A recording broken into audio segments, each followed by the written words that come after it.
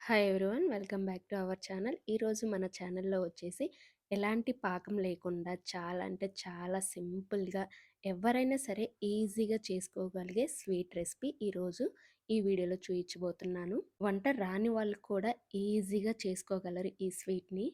అసలు ఎక్కడ ఫెయిల్యూర్ అనేదే రాదు, పర్ఫెక్ట్గా వచ్చింది ఫస్ట్ టైం చేసినా కూడా.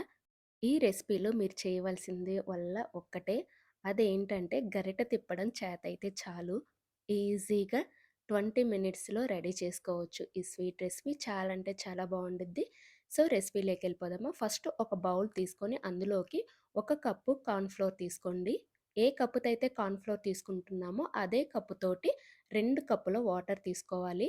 ఇక్కడ వాటర్ అనేది చాలా ఇంపార్టెంట్. వాటర్ కానీ కొంచెం అటు ఇటు తక్కువైతే రెసిపీ అనేది కొంచెం కార్న్‌ఫ్లోర్ స్మెల్ వచ్చేసిద్దనమాట. అందుకని వాటర్ అనేది కంపల్సరీగా 1 కప్పుకి 2 కప్స్ వాటర్ ఖచ్చితంగా పోసుకోవాలి. కొంచెం ఎగస్ట్రా అయినా పర్లేదు కానీ తక్కువ కాకుండా చూసుకోండి. సో, ఇప్పుడు మిక్సర్ తోటి మంచిగా పిండి మొత్తం వాటర్‌లో మంచిగా కలపాలి. సో, చూసారు కదా! ఇలా అనమాట. ఉండలనేవి ఎక్కడ లేకుండా చూసుకోండి. సో, ఇలా కలుపుకున్న తర్వాత వీటిని పక్కన పెట్టేసుకోండి. ఇప్పుడు ఈ కార్న్‌ఫ్లోర్ వాటర్ పక్కన పెట్టేసుకున్న తర్వాత ఒక ప్లేట్ తీసుకొని అందులోకి నెయ్యి అప్లై చేసుకోండి. ప్లేట్ మొత్తం నెయ్యి అప్లై చేసుకొని ఈ ప్లేట్‌ని పక్కన పెట్టేసుకోండి. ప్లేట్‌కి ఎక్కడ పొడి అనేది ఉండకుండా మొత్తం నెయ్యంతా బాగా స్ప్రెడ్ చేసుకొని ఇలా దీన్ని పక్కన పెట్టేసుకోండి. ఈలోపు ఒక కడాయి తీసుకొని అందులోకి ఏ కప్పుతో అయితే మనం కార్న్‌ఫ్లోర్ తీసుకున్నామో అదే కప్పుతోటి షుగర్ తీసుకోవాలి. 1 కప్పు వాటర్ తీసుకోవాలి. అంటే ఈ రెసిపీకి ఎగ్జాక్ట్‌గా మీకు 3 కప్స్ వాటర్ పడతాయన్నమాట. సో, నెక్స్ట్ వాటర్ వేసిన తర్వాత షుగర్ మొత్తం బాగా మెల్ట్ అవ్వాలి. దీనికి పాకం ఏం అవసరం లేదు. జస్ట్ ఇలా బబుల్స్ వస్తాయి కదా! అలాంటప్పుడు గ్యాస్‌ని లో ఫ్లేమ్‌లోకి టర్న్ చేసుకొని, ఇప్పుడు ఇందాక మనం కార్న్‌ఫ్లోర్ వాటర్ మిక్స్ చేసి పెట్టుకున్నాం కదా!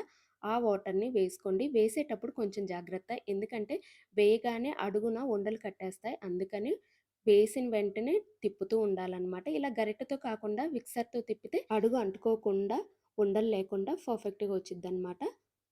గరిట అలవాటు ఉన్నవాళ్ళు గరిటెతోనే తిప్పుకోవచ్చు. గరిటెతో మా వల్ల కావట్లేదు అంటే ఇలాంటి విస్కర్ ఉండిద్ది కదా! దాంతోటి బాగా తిప్పుతూ ఉండాలనమాట. ఇక్కడ మీరు చేయాల్సిందల్లా ఒక్కటే, హ్యాండ్‌కి పని చెప్పడం అంతే. ఈ రెసిపీకి మొత్తం హ్యాండ్‌తోనే పని ఉండిద్ది.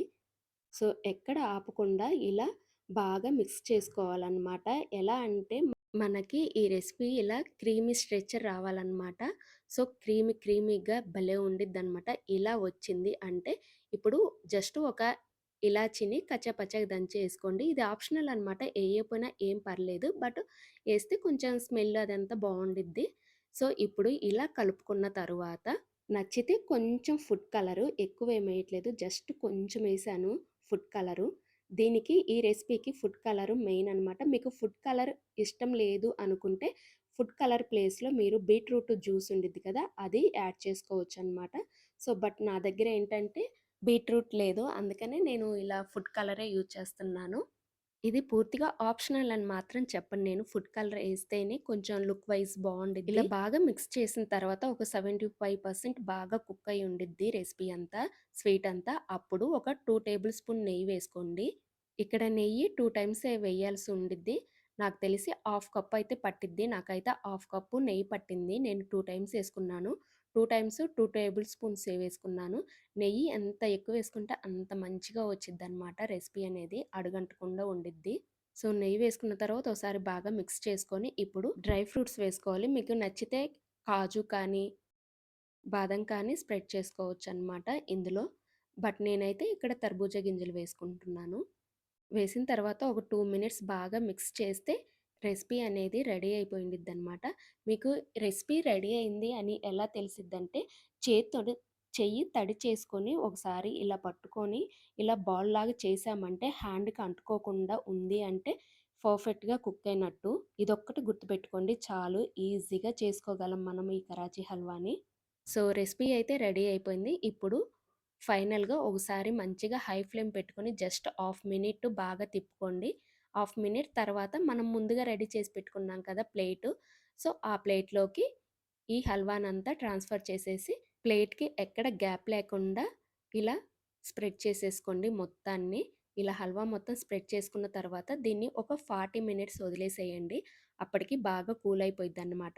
40 మినిట్స్ తర్వాత ఇప్పుడు వేరే ప్లేట్‌లోకి ఇలా టర్న్ చేసుకుంటే ఈజీగా రిమూవ్ అయిపోయిద్ది. మనం పెద్దగా కష్టపడన అవసరం లేదు. జస్ట్ బోర్లిస్తే చాలు ఈజీగా రిమూవ్ అయిద్ది.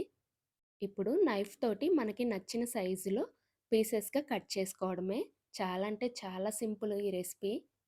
కొత్తగా వంట నేర్చుకునే వాళ్ళు, కొత్తగా ఏదైనా స్వీటు ప్రిపేర్ చేద్దామనే వాళ్ళకి బెస్ట్ రెసిపీ అనమాట ఇది. 100% ఎక్కడ ఫెయిల్ అవ్వదు. నాది గ్యారంటీ. సో, ఇలా పీసెస్‌గా కట్ చేసుకొని ఏదన్నా గాజు సీసాలో స్టోర్ చేసుకోండి. ఇవి 1 వీక్ అయినా నిల్వుంటాయి. సో, ఇంకెందుకు లేటు ఇంటికెవరైనా చుట్టాలొచ్చినా లేదా పిల్లలకి ఏదైనా స్వీట్ చేయాలి అన్నా 20 మినిట్స్‌లో ఈజీగా చేయొచ్చనమాట. ఎక్కడ ఫెయిల్ అవ్వదు. మళ్ళీ ఫెయిల్ అయిద్దేమో అన్న భయం కూడా అవసరం లేదనమాట. 100% గ్యారంటీ ఎక్కడ ఫెయిల్ అవ్వదు. పర్ఫెక్ట్‌గా వచ్చిద్ది ఈ స్వీట్ అనేది. కొత్తగా పెళ్ళైన వాళ్ళు హస్బెండ్‌కి ఏదైనా స్వీట్ చేయాలంటే ఇది బెస్ట్ స్వీట్ అని చెప్తాను. సో, చూసారు కదా!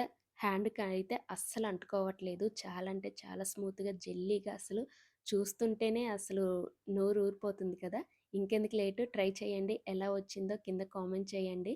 వీడియో గనుక నచ్చితే లైక్ చేయండి, షేర్ చేయండి, అలానే సబ్స్క్రైబ్. మరిన్ని వీడియోల కోసం మన ఛానల్‌ని ఫాలో అయిపోండి. Thank you for the watching.